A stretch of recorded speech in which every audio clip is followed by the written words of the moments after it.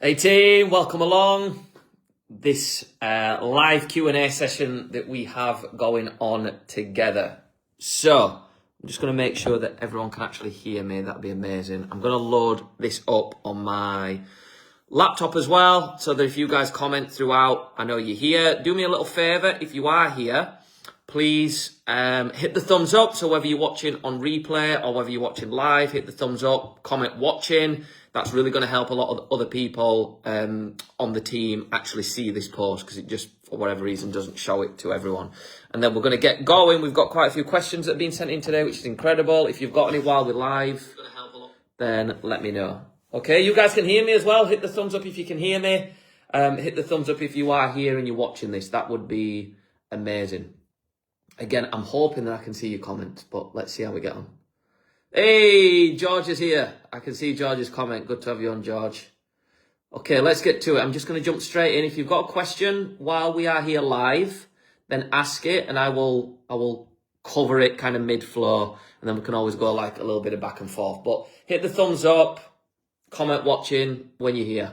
Let's get into it. So, first question that I've had, I'm going to go in order of questions asked, is I'm really struggling with getting back into tracking calories. I've tried going back to the basics, 6-week program, but the smallest distraction is throwing me off. I'm getting frustrated because my training is on point. I'm doing extra runs on days I'm not training at the gym. Is there anything you can recommend to give me a kick up the bum to get my head back into the nutrition side?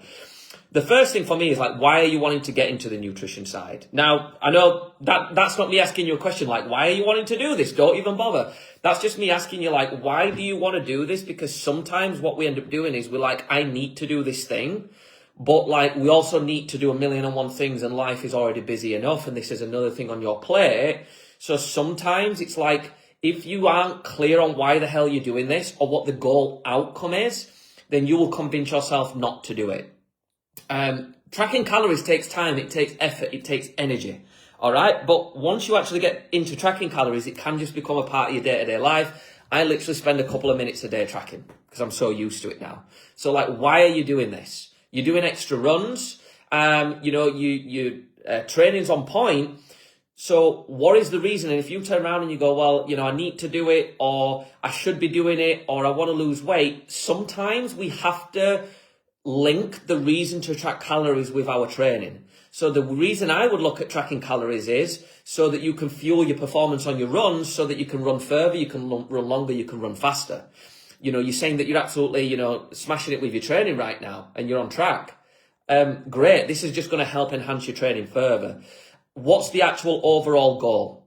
Because if you aren't clear on what the goal is and you aren't clear on how tracking calories fits into that, then it's going to make it a lot harder to stick in to tracking calories, right? Because you're going to have 100 reasons not to do it. You can literally sit down and write on paper, what are the cons to tracking calories? It takes time, effort, and energy. What are the pros? It means I'm going to get results quicker, faster, easier.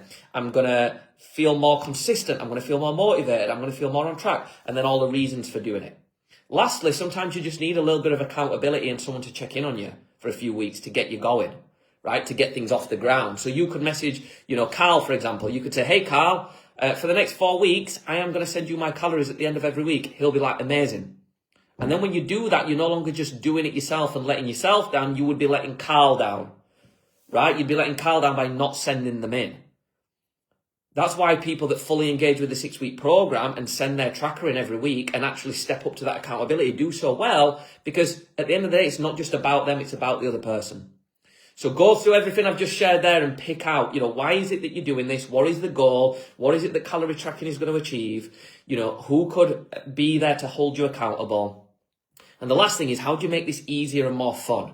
Sometimes the reason why we hate tracking calories is because we have to eat less food. We have to cut out some of the treats. Question you could ask is, how do I make calorie tracking enjoyable? Okay, if I calorie track, I'm going to reward myself with X. If I calorie track, I'm not willing to do a 500 calorie deficit. I need to eat more food. I'm going to do a smaller deficit and then eat more chocolate every day. Or I'm going to have a bigger treat at the weekend. Like, if you hate doing something, you're going to find it hard to keep consistent at. You have to find a way to make it enjoyable, either through the thing itself or through the enjoyment and the joy that it produces with the results that you get as a result of doing the thing. All right, so you either make the thing fun, more calories, more food.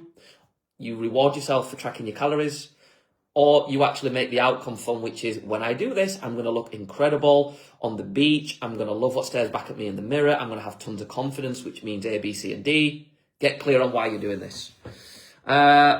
Okay. That was anonymous, that one. Chris Walton. Question, I'm wondering if it would be possible to trial a 10:30 class in the morning on weekdays, or even a couple days. We're doing shifts, I can't always make the 9:30, and I understand this would probably cost you more to get the coaches. Yeah, it's always difficult when we put on new sessions. We used to do a 12:30. It just wasn't popular enough, and we have to have so many people be able to attend a session in order for us to be able to run them. It is something that a couple of people have mentioned it. It might be that we just trial it on a random day like a Monday or a Wednesday. The challenge with that is if you worked 4 on 4 off, it might be that you can only make like 1 or 2 of them out of the month, and then all of a sudden we've got 3 people turning up to a session. So it is something that we will keep in mind, Chris, and I'm always happy to trial things. If I had 20 people come to me and be like, every Wednesday or every Friday, for example, like Friday's busy for engine, right? If every Friday at 10:30 you were going to be there and 20 people did engine on a Friday at 10:30, we might be able to make it happen. Tom Handley says, most days I'm hitting most targets, but sometimes life gets in the way. Last weekend I was out all day. This will be really helpful for everyone, by the way.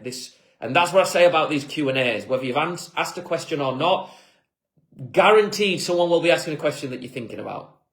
I was out all day, so I had loads of empty calories in beers, and I didn't eat well. Today I've been at the laptop for 12 hours. I've done 2,000 steps. I don't have the energy to go out for a walk, and I'll have some beers. The frustration is that I could lose more weight if I didn't have the beers, did more exercise. I know you said look back at where you've come from, and I'm happy with that. I'm frustrated that I'm not on it all the time and getting the most out of the 6-week program. Lot to unpack here, and I think a lot of people will take a lot from this. I'm going to be as direct as I possibly can with this. Firstly, what got you here won't get you there. So you're saying like you're happy with how far you've come, but you're frustrated that you could be getting more out of it. That frustration happens when you are wanting to change, but you're holding on to the things that are keeping you stuck from changing. Now, this just doesn't apply to Tom's situation. It applies to all of us. Frustration will happen when you are mentally wanting a different result to what your physical reality and actions are showing. Right? That's where stress is. Stress is literally arguing with reality. If you've ever been stuck in traffic before, hit the thumbs up if you've ever been stuck in traffic before and been stressed about it. Right? I'll put 2 hands up. Is the stress from the traffic, or is the stress from you arguing with the traffic saying, I shouldn't be here, it's taking longer than it needs, so I'm going to be late, I'm thinking about this. When you argue with reality, you will lose, but only 100% of the time. That's friction. That's you going, this shouldn't be like this. And then reality is going, actually it should, and you're arguing with it. So the frustration will come is like when you really want a different result, but you're doing nothing about it. So my reflection to you is, firstly, what got you to the results that you've got now and how far you've come, it won't get you to where you want to go. So what you've got to do is you've got to understand that right now, drinking booze and not exercising is giving you something. And I'm speaking to you all of you here, right? To get boozed up on a weekend, to order takeaways, to not give 100%, to avoid signing up to events, to not be in a calorie deficit, you get something, right? What we get is different to each person, but there is a benefit to it. And you're sat there watching and probably thinking, Pete, there is no benefit to me boozing because I'm not getting the results I want. There's no benefit to me not tracking calories. There's no benefit to me skipping the gym session. There is. There is a benefit to everything that we do, otherwise we wouldn't do it. There's a benefit to me going off and binging out and eating 10 Mars bars. What's the benefit? It's the benefit is that I get to feel in control. The benefit is that my life's out of control, so then I emotionally and I can feel back in control, right? Or it allows me to numb. People say like, oh, I get no benefit from scrolling on my phone all day. Why do I do it? Well, it allows you to numb. It allows you to just check out for an hour. Or it allows you to connect to people. You know, you get these little social connections on social media. So you not going all in and drinking the booze gets you something. The booze might just take the edge off. The booze might help you relax. The booze might just be a habit. Like, how many of us drink out of habit? I remember one lady, she was drinking a bottle of wine every Friday night. And I was like, do you really like the bottle of wine? Like, why do you drink the bottle of wine? And she was like, actually, I don't know. I'm like, is it boredom? Is it habit? Is it stress? She's like, actually, it's just habit. I just drink because it's Friday night. Hey, it's Friday. That means I drink. I'm cooking, I'm drinking. I finished a bottle of wine by the end of the night. And I was like, do you want to feel like shit on a Saturday morning? She's like, not really. I'm like, well, what could you do instead? She's like, I could book a class for Saturday morning. And on Friday night, I could watch a film. I could call a friend. I could spend time with the kids. She stopped drinking because it was a habit. So here it's like, what benefit do you get from the booze and how else could you get that benefit? So if the booze is helping you to de-stress or switch off, what else could you do to de-stress and switch off? What we've got to understand is we are always prioritizing the thing that we perceive as giving us the highest return, the highest value. And what I want you to really focus in on what I've said there is perceive. That doesn't mean in reality it's the biggest return. That doesn't mean in reality it's the biggest positive impact and outcome. It's just that in that moment, that's what we are seeing as having the best return. You know, that's why we do stupid shit in our lives, right? Because in that moment, we saw it as having so many positives and no drawbacks, right? Why do you think that like training at the gym is so hard sometimes? Because in the moment, it has more drawbacks than positives in the moment. When you're looking to book on class, you're like, I'm tired, it's cold outside, I can't be arsed, I've had a busy day, I'm going to get my ass kicked, I'm not as fit as I want to be, I'd rather sit and watch Netflix, I'd rather sit and watch TikToks, there's 1,000,001 jobs I've got to do, whatever. And it's like, what's the positive? Well, right now, nothing. I'm going to literally go and be blowing out my ass and feel like shit. It's only on the other side of the workout that you feel good. So my advice to you here would be, what result do you really want? Like, get so excited about a result and a change in your life that booze just doesn't fit in. Or, if you want booze to fit in, then accept that your progress is going to be slower. Like, so many people want their cake and eat it. Oh, Pete, I drink every night, or, I have a big night out on a weekend, and then I have a takeaway and a kebab, and I don't want to do anything on a Sunday, but I'm not getting results. And it's like, look, enjoy the drinks. I am not going to sit here and say don't drink full stop. But what I'm saying is, if you're going to drink and you're not getting the results that you want, either make changes to the level of drink that you have and cut that down, like you've literally just said there, the empty calories, or accept that you can't have the result that you want. It's one or the other. The problem is most people go, I want this. I want to be able to have, a glass of wine every night. And I want energy at the same time every morning. And it's like, drink is going to disrupt your sleep. Literally, even if drink helps you fall asleep, even if you think that it knocks you out and you have a better night's sleep, you don't. Science shows otherwise. Right? So if you go, I need a drink to fall asleep, you are literally treating the effect. Get to the cause. What is the root cause of you not being able to sleep, and deal with that, right? But what we've got to understand is, like, if I go, I want tons more energy, but I want to drink 2-3 pints every night, I cannot have both. I have to go, okay, I'm just going to have to be tired, but at least I get to do that. Or I really want the energy, so I'll have to drop that. And ultimately, it's like, yeah, you could lose more weight. But sometimes I said to you, what's the benefit of like not going all in? What's the benefit of, not hitting your calories? What's the benefit of drinking? The benefit is that you never get to find your true potential.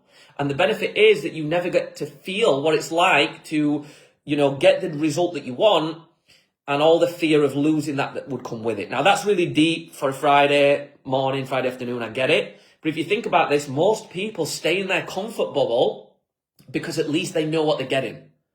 If I stop the booze, or if I cut down the booze, if I get in the best shape of my life, that's the unknown. I've never been there. What if I can't handle that? What if doing that scares me because I'm scared of putting all that hard work in and then losing it? Can anyone resonate with this, by the way, or have I lost you all? How many times have you not stepped up to the plate, not reached your full potential, not because you're incapable, but because you've disguised procrastination or whatever bullshit reasons as you literally being so scared of your own potential, so scared of your own ability, so scared that what happens if I get there and I don't know how to handle it? Is that just me, or is that you guys as well? So my straightforward advice, if I'm just being totally honest with you, is that I just cut the fucking booze out. I just cut the booze out for the next however long you've got left on the 6 weeks with us, Tom. Like, I've had so many conversations with people and they cannot believe how life-changing it is when they cut the booze out. Like if you genuinely want more energy, more zest for life, more focus, deeper sleep, you know, you want to rid yourself of like the foggy head. You want to feel more confident, alive, and literally achieve everything you want in your life. Cutting down booze is going to be one of the answers to that. Now, booze can be great for socializing. It can be great to be around people. Find other ways to do that. I said I won't talk about like not boozing, but I honestly like, I had a 4-year period where I didn't drink. I didn't miss it. I didn't care for it. I drank on my brother's stag do out of choice. I loved it. I'm glad I did. It was an incredible night. I then didn't drink for the next 6 months. I then drank for the Christmas night out. I then didn't drink for another 4 months for the next night out. I then didn't drink 8 months until the night out that we had in December with the gang when we went to Doc Cotton's karaoke bar. Right? I would not be able to operate at the level that I do and achieve the things I have in my life if I drank, period. If I drank, my life would be miserable because that just sends me in a downward spiral. And think about it. If I drink, I'm tired. If I drink, empty calories. If I drink, I can't train fully. I'm just half-arsing everything. Everything's just harder. It's like walking through treacle when you booze. I've got a strong opinion about this. I've never had a problem with drink, by the way, in the way that a lot of people do where they have to cut it out. I just realised, actually, right now, if I put the pros and cons to drinking, and the pros are that it helps me switch off and relax and chill out, socialise, and then the cons are like, I will never be able to lose the weight that I want to lose, never have the body that I want, never have the confidence that I want, never achieve the things that I want. And you know, never having the confidence and body that I want. What effect does that have? Well, it means this. Oh, I'll never achieve what I want. What does that mean? I'll feel like a failure. And all of a sudden, you've just got a lot more drawbacks than positives. The last thing there, I know I've gone off on one there, Tom, but did anyone find that helpful? Was that helpful at all? Just drop me a little yes below, please, if that was helpful. I just went off on one there, but I always like to know if it's helpful, because if you like Pete wasn't helpful, then I'll try and go off on tangents less. Been at a laptop for 12 hours. I've done 2,000 steps. I don't have the energy to go out for a walk, and I'll have some beers. Again, why the beers? You're literally saying you don't have energy, and then you're going to drink, which is going to worsen that. You're going to exacerbate that problem. Now, what I would say here is that, like, are you not getting out and doing more than 2,000 steps because you physically cannot, or because that's just the structure and the habit of the day? That's just the culture that you've built within your work day. For me, every morning, 20-minute walk, every lunchtime, 10, 15-minute walk, getting up and literally moving around every half an hour. And I am more productive. I'm going to tell you now, me and you, Tom, if we sat side by side, I don't know what your job is, by the way. So if you have to literally be, I don't know, if you're a call handler for the police and you have to be on the phone 12 hours a day, it's different, right? But let's imagine me and you were doing the same task, right? And we had the same mental thinking capacities and capabilities, right? And I started my day 20 minutes later than you because I went for a walk. And then I took a lunch break where I step away from my laptop and I actually get space from the screen, and I get some fresh air, and I get some food, and I hydrate, and I take a little break in the afternoon, and I even maybe do the Pomodoro technique. I do 25 minutes of work with a 5-minute break, or I do a 1 to 2 hour flow block with a 15, 20-minute reset. I'm going to guarantee I will outwork you, and I will cognitively outperform you as well from taking breaks. I just think so many of us, we just get locked into like, oh, I'm working, I'm stuck in front of a laptop. That's me. It's like break the patterns, build new habits, and make the changes that you need so that by the end of the day, you've done 4,000 steps. Not 10,000, not 8,000, just an extra couple thousand. And that's just going to completely shift your energy. I'm going to tell you now, if I woke up on a morning and sat straight on my laptop without going for a morning walk, you know, without doing the things, the bit of stretching that I do in the morning, the journaling and whatever, I would be knackered, right? If I didn't prime myself for being an energized being, I would be tired.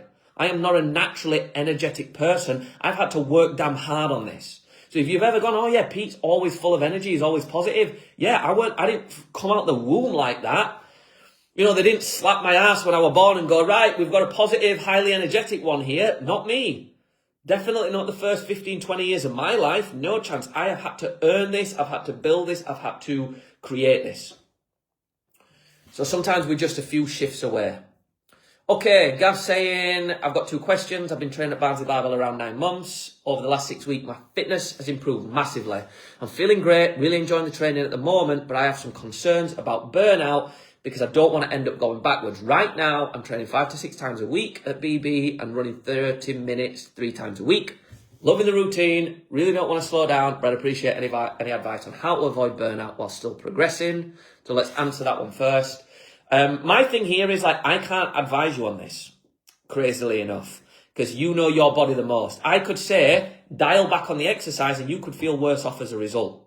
What I will say is know the symptoms for burnout. When you're starting to feel tired, you're not enjoying training anymore, you know, you're getting to the point of like, oh, I need to go for a run and I can't be bothered. You're feeling like you need an earlier night. You're falling, asleep in the afternoon. You're literally worn out, mentally fatigued. At that point, I'm not saying you have to get to that point, but as you start to feel the candle burning at both ends, that's where you've got to dial back and drop back to 3 or 4 sessions a week, or maybe drop a run or 2. The thing is, though, everyone has a different capacity.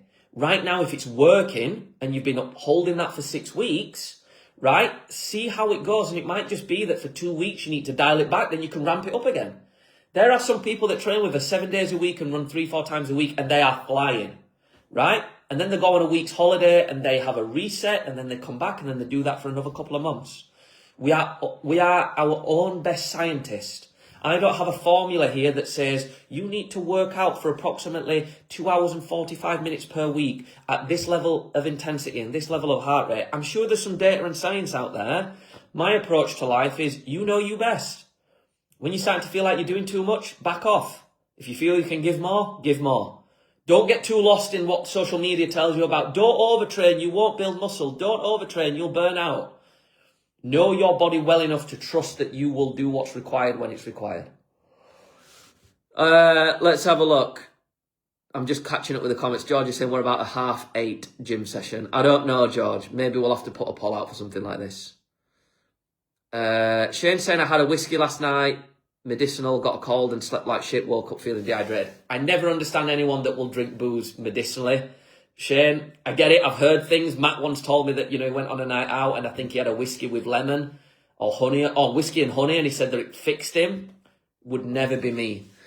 Danielle said, run a pub, you soon won't drink. Holy shit, I could not run a pub for a day. I couldn't run a pub for an hour. No way, Danielle. Fair play to you. Hope you can walk now, by the way. I know you said you couldn't get the glasses from the bottom shelf with how sore you were. Hopefully you're getting better. So just be your own best scientist, Gav. I can't tell you.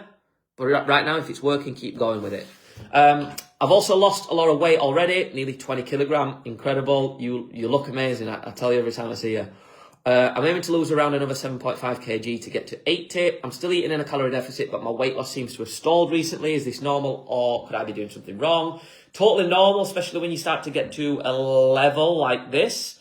A couple of things that I would say is take your measurements. So really, this is the challenge that most of us face. We want to get our weight down. Now, if you're 40 stone, like Jonathan Hodgson were, when he first came to me in January 21, I can't tell him weight doesn't matter, just go off measurements. But when you're at kind of 80 kg, you're training 6 days a week and you're running 3 times a week, you are going to be building muscle left, right and center. There is a high chance, in fact, I would say this is exactly what's happening, that your body is letting go of fat and building muscle, and your body shape's changing, your clothes are fitting better. You look like a different man, but your measurements will show that, but the weight on the scales won't. Why? Because if you lose a kilogram of fat and gain a kilogram of muscle, how much have you lost on the scales? Not a trick question, by the way. If you are 80 kilograms and you want to drop 7.5, right, and you lose a kilogram of fatty tissue, and you gain a kilogram of lean muscle tissue, your body shape will change, but the scales will show 80. And you'll go, oh, I'm stalling, I'm not making progress. You're just measuring it in a way that's not going to show you that. Measurements, photos, and tracking things like the running distance, the pace that you're running at per kilometre and all of that sort of stuff to prove to yourself you're making progress. Does that make sense for everyone? Hit the thumbs up if that makes sense. Or just comment yes. Let me know if that makes sense. Because so many of us, we get disheartened, like the scales aren't shifting. And it's like, yeah, sometimes, like, if you are, let's say you've been on a night out, right? And you've ate different food to normal. You've drank loads of booze, your body's dehydrated, it's holding on to water. You've had a load of carbs in that pizza that you had last night, so your body's retaining water. What you've got to consider is your body weight will shoot up about half a stone on a night like that. And you'll get up in the morning and go, oh my God, it's took me 5 weeks to lose half a stone and I've put it all on in one night. No, you haven't. 1 pound is roughly 3,500 calories. So you would have to, think about this for a second. Let's imagine you went on a night out and let's imagine you went on a night out and your maintenance calories, the amount that you consume every day is 2,000. Right? Maintenance calories. And you need to consume an extra 3,500 on top of that in order to gain 1 pound of fat. That would mean, I'm not even going to try and do the maths. What is it, like 24,000, something like that. 3,500 calories times 7 is 24,500. So you would need to consume to gain, right, this is wild, to gain 7 pounds of fat overnight from your night out that you've stepped on the scales, which you shouldn't do after a night out, and you see that you've gone up 7 pounds. You would have to consume 26.5, I don't know if this is backwards for you guys, but 26,500 calories in one day to gain 7 pounds of fat. You are not going to do that. That's impossible. So why do you think the scales are going to show you everything you need to know if after one night out, maybe a few extra drinks, maybe a pizza, maybe a different meal, a burger, chips, whatever, and you've maybe gone over your calories by 1,000. You maybe don't know how many calories you've had and you've gained 7 pounds on the scales. Why do you think that is going to be a reliable way to check in on your progress if it's showing you the equivalent of you consuming 26,500 calories? It's basically a lying machine. That's what it is. It's not, because it's actually showing you what your current body weight is. But in terms of what you make it mean, you're going, oh shit, I've screwed up. No, you haven't. You're just using the wrong measurement tool. I often say throw the scales in the bin, go off your measurements, how you feel, your photos, all of that stuff. Thumbs up, did that make sense? Did I lose any of you on the numbers there? I'm seeing if you guys are still commenting, by the way. Someone drop a little comment so I can see it's still working. How'd you tell George that he's killing my body? I think you should tell George, Danielle. Have a word with him. Not George Alexander, though. Unless he's killing your body as well. Don't know what's happening there. But, yeah, Coach George, have a word with him. Say, what you doing to me, George? All right, we'd complain if we weren't killing, though, wouldn't we? We all would. Here we go. Joe saying, I would like a bit of help or support regarding nutrition. I feel I find I feel nauseous when training, and I think it's because my nutrition isn't 100%, and I concentrate on protein, but I wondered about carbs too, as I don't eat much of them. And is it possible for some advice on meal prep too? So, what I would say with this is, it comes back to calories. We have some people and they're like, oh, I'm tracking these calories, I've had 500 all day, and then they come into a 5:30 class. And I feel dizzy. Yeah, no wonder you've had 500 calories. Your body's literally running on empty. So what I would say is, depending on the time of day that you train, Joe, and I know you're typically an evening, like maybe like a 5:30, 6:30, then at that point, you know, let's imagine that you've got 2,000 calories a day. You want to have consumed at least around 2/3 of your calories. You probably want to go home and eat a meal, and then, you know, you might have a little snack after that, but most of your calories for the day should have been consumed by that time. What I would also say is a big mistake a lot of people make is they'll eat lunch at 12, train at 6:30 and eat nothing between. That's often a recipe for disaster for a lot of people. Now, yes, given you might not be able to eat at 5 and then train at 6:30, I get it. A lot of people try and have their evening meal and then come train with us, and it's a disaster. In fact, sometimes it comes up in the bathroom. What I would say is like a banana, a bit of fruit, 3 p.m, right? And that will give you that little bit of energy to help you get through the workout. That would be my go-to. In terms of like carbs and not eating much of them, here's what I do, right? Here's what I do. There's 9 of you watching this. How many of you, if I write 2,000 on this, can see 2,000 the way it should be, and how many of you can see it backwards? Right? Is that wrote for you as 2,000, or does it look like 0005 instead? Let me know. There's no right or wrong answer, by the way. This is not one of those trick ones where I make you look a fool. Shane's commented, yeah, but I think that might be about something else. I'm not sure. Anyway, let me know. So, let's imagine that you've got 2,000 calories for the day. I like to split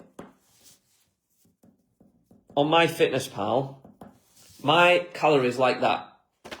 40% for protein, 30% for carbs, 30% for fat. Right? That would be the way that I would split it. Or you can say I weigh, 100 kilograms times 1.5 equals 150 grams. That's your protein goal. And then you work it out from there. But here's what I'm going to do. I'm going to work it out with you. So I would say I've got 2,000 calories a day. Oh, it's backwards. Fuck's sake. How are we going to do this? Here's how we'll do it. Hey, now we're in business. Right. 2,000 calories. 40% of those are going to come from protein. Now, I know that every calorie that comes from protein is 4 calories. Every calorie that comes from carbs is 4 calories. Every calorie that comes from fats is 9. Did you know that? Yes or no? Let me know. So if I've got 2,000 calories, 40% of that is protein, right? That's going to be 800 calories of protein, right? It's going to be 600 calories of carbs, 600 calories of fat. That means that every day I'm going to eat 200 grams of protein. I'm going to eat 150 grams of carbs. And then let's try and do that real quick, shall we? What's that, like 60-ish, 62 maybe, something like that? 66. So all of a sudden, I hope you guys understood how I did that. I've got 2,000 calories, 40% of 2,000 is 800, and then 800 divided by 4 calories is 200. Right? 30% of 2,000 is 600, 600 divided by 4 is 150 grams. 30% of 2,000 is 600, divided by 9 calories is 66 grams. So they're your macros. That's what people talk about when they say macros. So every day I'm going to try and eat 200 grams of protein, 150 grams of carbs, 66 grams of fats. And if I do that, I will be well fueled. Now, you asked if the comments were still working, so I said, yeah, thanks, Shane. Appreciate that. All right. I hope that makes sense. Some of you are commenting no, and I forgot what I asked you to comment no for. I don't really want to confuse you with this. That's a really simple way to do it. The other way to do it is you look at your body weight in kilograms and times it 1.5. That gives you 150 grams of protein. That would be daily protein target. And then we would look and we would go protein, 150 gram, which is 600 calories. And then if I look and I go, I've got 2,000 every day and I've used 600, that means I've got 1,400 left to split over my carbs and fats, which is 700. So that means I can have, you might have to watch this back, team, I get it. That means I've got 600 calories for my 150 gram of protein, which I worked out here. That means I've got 700 calories left for carbs and 700 left for fat. That means with my 700 calories for carbs, I can have 175 gram of carbs. And then if I've got 700 calories left for fats, I can have 77 gram of fat. None of these is right or wrong. You might look and go, holy shit, I cannot eat 200 gram of protein a day. This feels a bit more reasonable. But that would be your absolute bare minimum amount of protein. This will fuel you, Joe. Did this make sense for everyone? That's the question I'm asking right now. Yes or no, did that make sense? So I took the amount of calories that I had, 40% for protein, 30% for carbs, 30% for fats. That's the way I worked it out. These would be my targets. Or I looked and started with my amount of protein that I'm having. That's the amount of calories it uses. That's what, roughly 50-50, it gives me left for my carbs and fats. And then that's what it gives me in grams. Grams, calories. All right, hopefully that made sense. No one's commented, so that means it didn't make sense. Or you've commented and it's just not showing. So that's where I would start, Joe, right? When it comes to meal prep, my fastest thing that I like to do is make a meal on an evening, make enough for tomorrow. Make bolognese today, make leftovers for lunch tomorrow and have bolognese with salad, bolognese with rice, bolognese on a little jacket potato, bolognese with whatever, right? One thing I love to do is I'm lazy. I'm a lazy person when it comes to food. I get a kilogram bag of frozen veg. I put that on the pan. I cook it for 10 minutes, I drain it off, I put loads of seasoning on that, I put a bit of soy sauce in it, I mix it up. I've now got some incredibly tasty, seasoned soy saucy vegetables that I can just microwave at any point over the next 3 days. I will then take a kilogram of chicken. I will cut off any of the nasty bits, slice it down the middle. I will put it in a massive bowl. I will pour Nando's medium marinade sauce on because I'm a little bit soft like that. I will mix it all in. I will put it in the air fryer. I will cook the kilogram of chicken. I've now got 5-6 meals worth of chicken. What do I do then? I'm hungry. I'm going to put the veg in the microwave. I'm going to chop the chicken up. I'll often just eat that cold on the side. A bag of rice. I could do a box of McCain chips for 160 calories. I could do, Aldi do this bag of pasta that's microwaved for 200 calories. You could literally do the veg and chicken on its own. Stuff like that for me. Also, you can use like a website like Pinch of Nom, and they have hundreds of different meal prep friendly recipes. Slow cooker, you could do a chili in the slow cooker, it could do the next 4 days. You could find some really nice pulled chicken, pulled pork, slow cooker recipes. Honestly, it's just sitting down and being willing to look at some recipes and crack on with them, Joe. Right, let's soldier on because I realise that I've gone deep on a lot of these. Jen saying, Pete, I'm struggling a bit with the amount of calories I have, 1158. I feel hungry between meals, so any meat-free, low-calorie snacks would be mega. The first thing I would do is I would revisit your calories, Jen. I feel like that's too low, so either you are quite lightweight and inactive, which is totally normal. It would give you, that would be totally normal that it would give you a low amount of calories, or you've just took too much of a deficit off and you're starving yourself. If it's the kind of the former, then I would say that what we need to do is just put you in a smaller deficit. The results will be a little bit slower, but you won't feel as hungry. I would never go below 1,200 calories is always my rule. And if it's the latter and you've gone in a massive deficit, then I'd give yourself a smaller deficit of 500 or again, 250. If you're looking for snacks, I would go for things like protein yogurts, skyr yogurts, protein bars. You could have, if you said meat-free, a tin of tuna, not really my thing, but some people like that. But they would be the go-tos, the yogurts, the protein bars. They are like the fast, quick protein snacks. Some people do boiled eggs. They're okay, but there's the same amount of fat as there is protein in a full boiled egg. Nothing wrong with fat, but the calorie ratio isn't always great. And you could also, if someone's watching this and they're like, oh, I'm not veggie, I have meat. You could do a nice marinated, Nando's chicken breast, right? Chopped up, put that in a little Tupperware container and have that as a snack, right? If you want to go to that. There's also the eating guide, or we've renamed it the Nutrition 101 guide, Jen, that you can check out, and it's got loads of different snack options. So you literally, if you're stuck on that, just let me know. But basically, it is on the 6-week transformation challenge booklet, and you can literally just dive in there. And I think I might have a copy of it here. And it's basically got a ton of examples of high protein snacks and high protein foods that are, for example, here. Like, you can look there, like a protein shake, for example, right? You can have normal protein shakes, you can get soy protein shakes. There I've just put liquid egg whites, people mix them into smoothie and stuff. It's a little wild, it's not for me. Those of you that are watching this and, you do eat meat, you can get these sliced chicken and chicken kebabs that you can literally just buy pre-cooked and just snack on those. They're really tasty, little bits like that. But that is all in the eating guide, which you can find in the resources section. But again, let us know if you're stuck on that.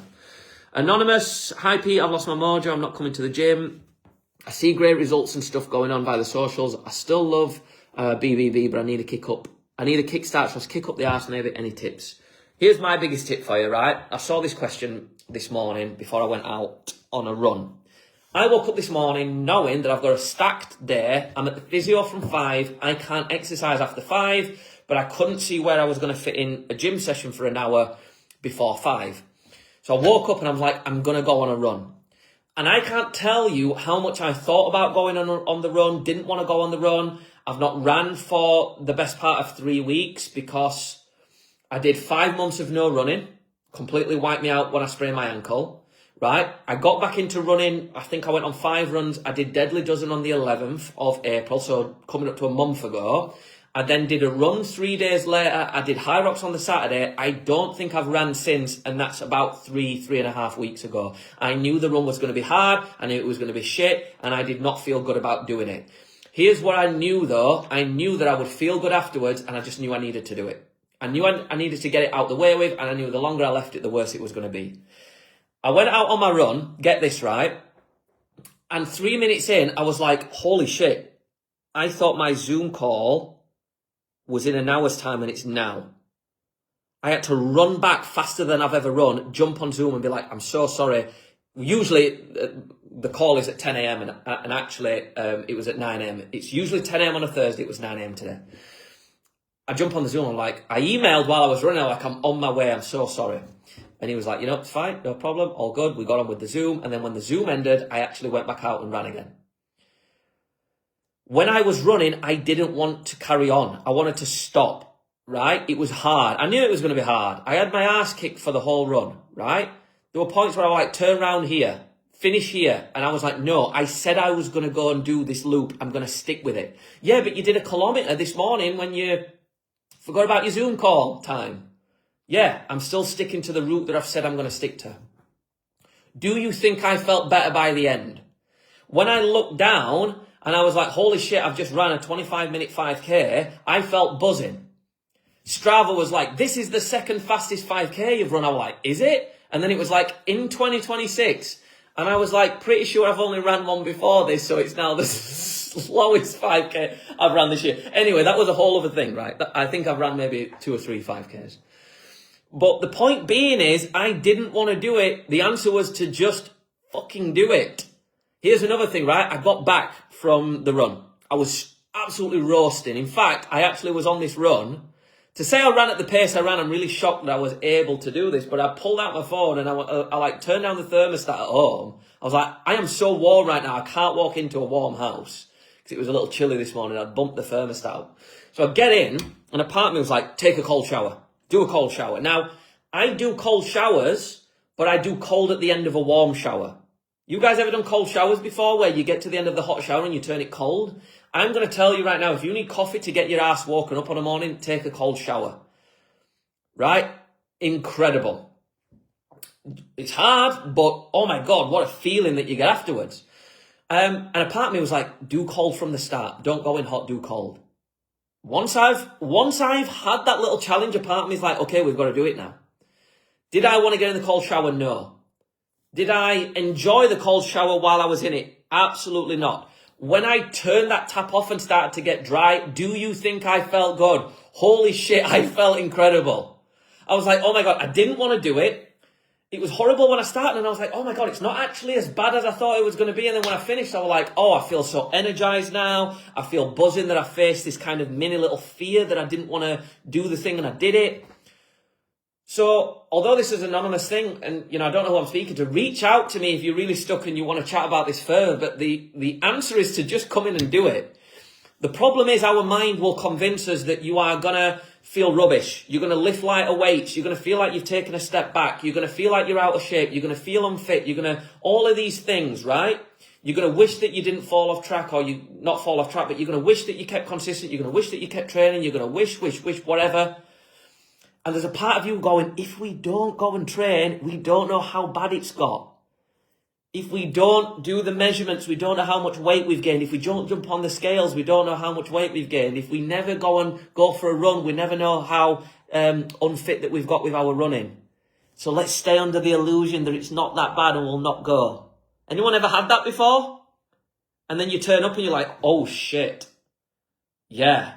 I knew it was going to be hard. I knew it was going to be bad. I knew I was going to be lifting lighter weights, but oh my God. And then sometimes you can be like, oh, it's not as bad as I thought. I survived. This is great. Here's what your mind won't tell you. Your mind won't tell you that the first session back's going to be the hardest, but after that, it's always going to get easier from here. It won't tell you that. It won't tell you about the fact that when you are there, you're actually going to speak to people you haven't seen for a while. They're going to tell you how much they've missed you, and you're going to feel like there's a warm sensation going on in your body and your heart going, oh my God, people have missed me. This is why I train, not just for the fitness, but for the social aspect, for the being part of the community. Oh my God, I can't believe I've not been for so long. It's not going to tell you about the part that you're going to lift some weights today and you're going to do that run and it's going to be hard, but you're going to feel so proud for doing it. It's not going to tell you that. It's just going to tell you it's going to be hard and it doesn't matter and wait till next week, wait for the perfect moment. The answer is to just kick yourself up the arse and go. Book the session, post in the chat, hey everyone, I haven't been for a week, 2 weeks, 5 weeks, 6 weeks, a month, 2 months, 4 months. I'm coming back. I'm feeling worried, I'm feeling anxious, I'm feeling nervous, whatever. But I will see you tonight at 5:30. I'll see you there. I'm scared. Oh my God, I've got all these feelings, but I will be there. Do that. That's when you watch this, go post in the chat the day, time you're going to come, or tell me directly, or do both. That is the answer to just do it. Just do it. JFDI, I think, is the saying. Just fucking do it. Okay, anonymous again. I just seem to struggle when it comes to increasing weights. I'm okay with deadlift. This is the second to last question, by the way. If you've got any while you're live, let me click back on. Let me know. You guys said that made sense when I did the calories. Cool. Thank you. I just seem to struggle when it comes to increasing weights. I'm okay with deadlifts, but when it comes to squatting and overhead, I can't seem to progress with weight. Yeah, interesting. So a couple of things with this. A deadlift can sometimes be a more natural movement because in our lives, we're often picking stuff up off the floor, right? So if I'm in my house right now and I need to move this chair, I'm going to pick the chair up and I'm going to move it. There's a bench next to me right now. If I need to pick that up, I'm going to pick it up and move it, right? If I drop my phone on the floor, I am going to reach down and I'm going to deadlift that phone up, right? Here's what I'm not going to do. I'm not gonna, like if I need to move this chair, I'm gonna pick it up like a deadlift and I'm gonna walk around with it. Here's what I'm not gonna do to take this chair, right, into the conservatory. Right, I'm not gonna, the chair's on the floor, right, let me just pick the chair up and, let me squat it and then take it, right? Now that's a really exaggerated example, but for most people, right, when in your day-to-day life do you pick stuff up and push it overhead, like an overhead press? Now squatting, yeah, you're squatting to your chair to sit down and stand up. Absolutely, right? But when you're picking up your shopping and you're carrying it, you've deadlifted it off the floor. So it's a more natural movement for the first part. Now, that's a complete tangent. That probably wasn't the first thing that I should have gone to there, but it's where I went because it's just what my mind told me. The second thing is to do with frequency of doing it. So you might find that, for whatever reason, you've dropped on classes where deadlift has featured more. Maybe it's something that you've done in the past, so you're kind of reactivating muscle memory and it's coming back faster. Maybe you haven't done a lot of overhead press or squat in the past. Maybe it's just landing that you are doing more deadlifting, but you're not consistently doing more squats. Sometimes as well, it can be to do with an inner confidence. For example, I deadlift a weight off the floor. What's the worst that's going to happen if I can't pick it up? I can't pick it up. I literally just can't pick the weight up off the floor, and that's fine. What's the best thing that's going to happen? I'm just going to rip the weight straight off the floor. What's kind of the middle ground? I'm really going to have to grind it out and kind of force it up. The problem with a squat is a lot of us, we finish our movement, we kind of, or finish our maximum range of, let's say, the level that we could push ourselves, right? We cut off early, in my opinion, because most people will take a deadlift to failure. You'll put a little bit more weight on and go like, what's the worst that'll happen? I just won't be able to pick it up. And you'll push yourself. But when it comes to a squat, what's the worst that's going to happen with a squat? The worst that's going to happen is that it's going to crush you, that you're not going to be able to get the weight up. Now, obviously, you can throw the bar, you can learn to do that, you can get a spot from one of the coaches or members to pick you up or help you or support you.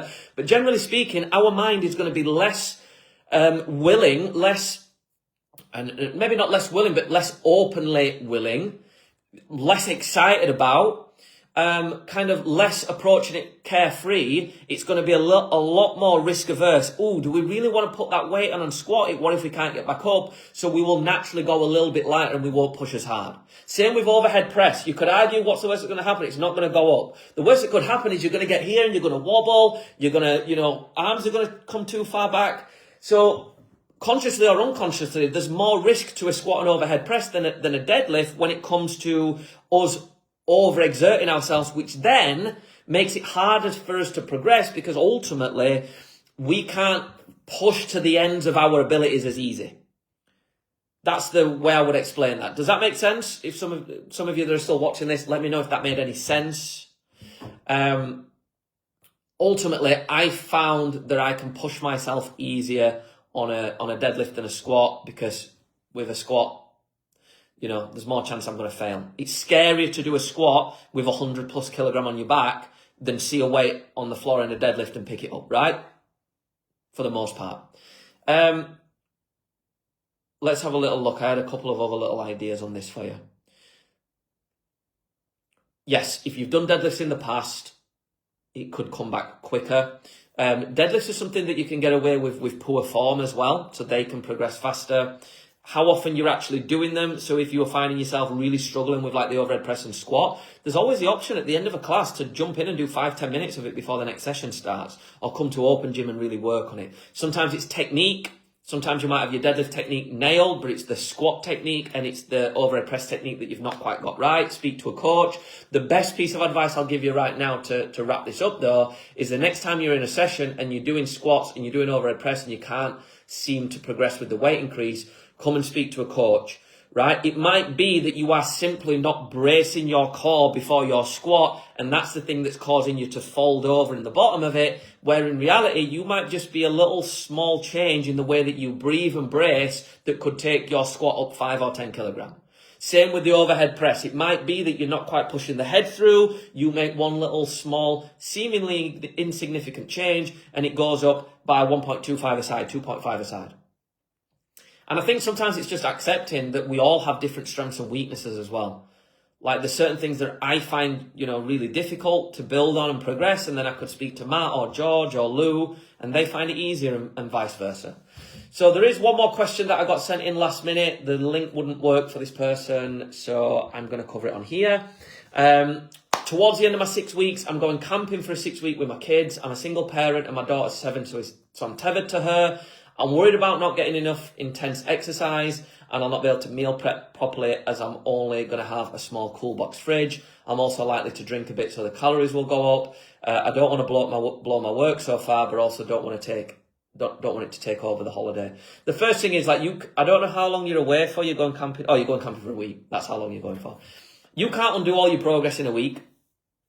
Plain and simply. I mean, you can if you really went off the rails, but generally speaking, you will do more damage having a week that you don't deem as perfect or good enough and then coming home and beating yourself up for it. My advice here would be to have sessions booked ready for when you get back. So even before you set off, you know that come Monday, you're going to have some classes to turn up to. That will automatically make you make better decisions because let's face it, that class is going to be tough after a week off. It's going to be even tougher if you sink a pack of 6 or 8 beers every night. The second thing is, I know this is, we've already covered. So this is Tom who asked the questions earlier about booze and not having energy in the 2,000 steps. Again, I just ask yourself, where does the need to drink come from? You're with your kids, you're a single parent. Do you need to drink around them? Does that have to be a part of your holiday? Is there another way that you could, is there something else that you could do instead of the drink? That would be just an easy fix for me. It's I'm just not going to drink while I'm here with the kids and it's going to change our experience. Again, every time we've gone camping, I've always drank. Cool. Do you want to drink? Is that what you want to do? And again, not saying anything right or wrong with this. I'm just kind of saying if we want one result and we're not willing to do the thing, you know what I'm saying? So that we spoke about earlier. So my kind of advice here is just enjoy yourself. How often do you get to go camping with your kids and spend a full week with them? Enjoy it, take the pressure off, have something booked for when you return. The booze, if you're going to likely drink a bit and the calories are going to go up, that's fine. What I would say is, just keep active. Go on walks together. There is nothing stopping you Getting your daughter involved. Hey, Dad's going to do a workout now. It's going to be 10 minutes. We're going to do some press ups, sit ups, and squats. Would you like to join me? Or tell her, hey, I want you to get involved with me. She starts doing a few squats. She does some press ups on her knees. She does some sit ups. Or, you maybe pick her up and you squat with her on your back or whatever it is. I don't know, make it fun. It's really cool when you can get your kids involved. And I just think kids, I don't have them, but I've seen, over 10 years of coaching parents, is they'll rarely do what you say, but they'll do what you do. So if you show them that you're exercising enough times, I've seen it a million times. Parents coming to me and be like, oh my God, my kids are interested in sport, exercise, wanting to do their own high rocks, wanting to come on runs with me because I'm doing it. Not because they want to, but because they see mom or dad doing it. So that's where I would go with that is you can still keep active. Yeah, you're not going to do an intense workout like at Barnsley Barbell. I'm going to tell you, I've done some intense 20-minute home workouts at the Caravan before.